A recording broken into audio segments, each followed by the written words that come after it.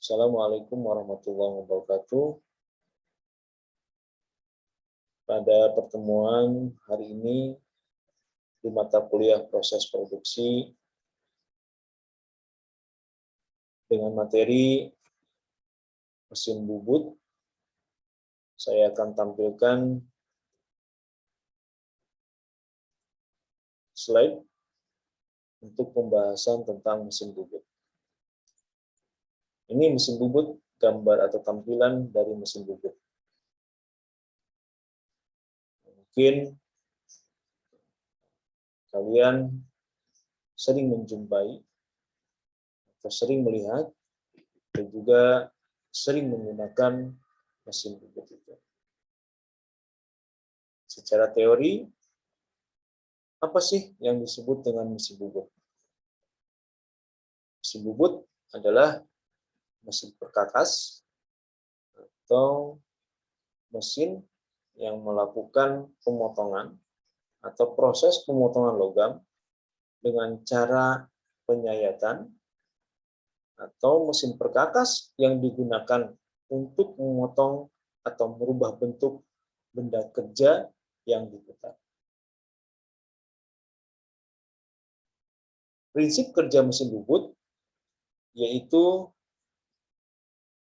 secara singkat bahwa benda kerja yang berputar, pahat yang diam, atau gerak potong yang dilakukan oleh benda kerja yang berputar atau secara bergerak rotasi dengan gerak makan pahat yang secara translasi dan dihantarkan pada benda kerja. Ini bagian-bagian dari mesin bubut. Sering kita jumpai kalau kita menggunakan dari mesin bubut, ada gear atau tuas roda gigi, ada headstock, kepala tetap, ada cak atau cekam sebagai alat pencekam benda kerja atau material. Ada tool post pemegang pahat, ada top slide eretan atas, ada eretan melintang atau cross slide, ada saddle eretan atas atau lead bed yaitu alas mesin. Nah, ini parameter mesin bubut. Ada 4 parameter pada mesin bubut. Yang pertama yaitu kecepatan potong atau cut speed, di mana definisi dari kecepatan potong cutting speed yaitu kemampuan alat potong menyayat benda kerja dengan aman dan mendapatkan hasil yang paling baik. Parameter mesin bubut yang kedua yaitu gerak makan. Definisi dari gerak makan tersebut yaitu kemampuan mesin dalam melakukan penyayatan terhadap benda kerja per satu putaran. Selanjutnya yaitu kedalaman pemotongan depth of cut. Itu salah satu parameter mesin yang ketiga, yang artinya kemampuan alat potong untuk masuk ke dalam sumbu-sumbu benda kerja. Terakhir, dalam parameter mesin bubut, yaitu ada waktu pemesinan atau machining time, yang artinya lamanya waktu penyayatan untuk mengerjakan atau membentuk atau memotong benda kerja. Next, ada macam-macam teknik pembubutan. Pada proses pembubutan ada beberapa macam teknik yang dapat diterapkan. Yang pertama yaitu pembubutan silindris. Pengerjaan ini atau benda kerja dalam proses pengerjaannya dilakukan sepanjang garis sumbunya, baik pengerjaan tepi maupun pengerjaan silindris posisi dari sisi potong pahatnya harus terletak center terhadap garis sumbu. Selanjutnya ada pembubutan tepi atau muka passing.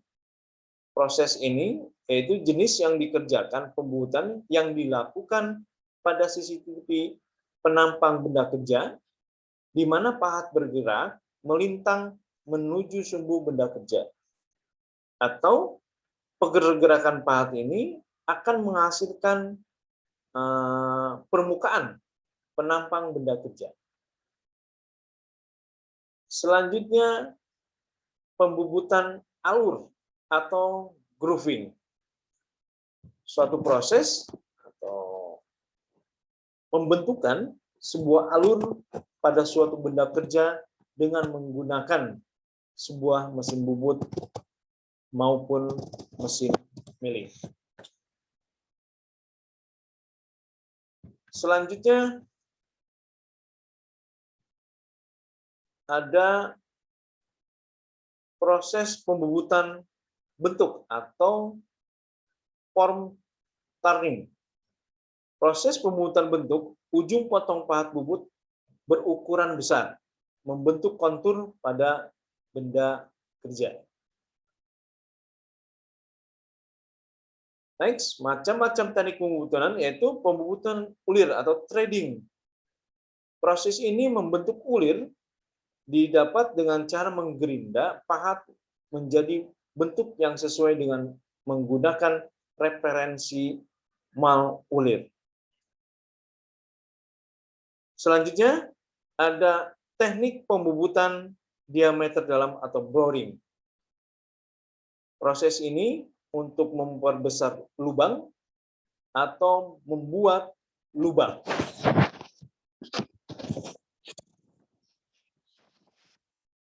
Selanjutnya, ada proses pembubutan tirus, di mana proses pembubutan tirus disebut juga dengan taper, yaitu suatu proses pembuatan benda kerja yang berbentuk konis.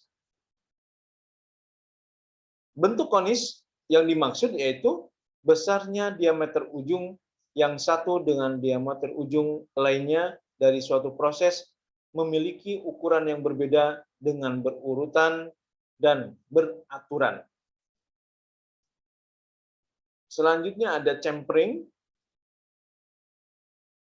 Chamfering atau proses melakukan teknik pemesinan untuk menghasilkan jenis tepian yang tumpul dengan sudut tertentu. Selanjutnya ada proses pengeboran atau drilling. Merupakan suatu proses pengeboran atau membuat suatu lubang pada benda kerja.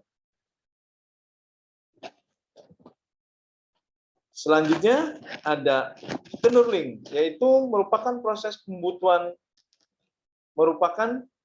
pembubutan luar yang bertujuan untuk membuat profil pada permukaan benda kerja dengan melakukan proses kartel atau knurling, di mana prosesnya itu membuat rigidi pada benda kerja yang berfungsi sebagai pegangan atau benda kerja supaya tidak licin.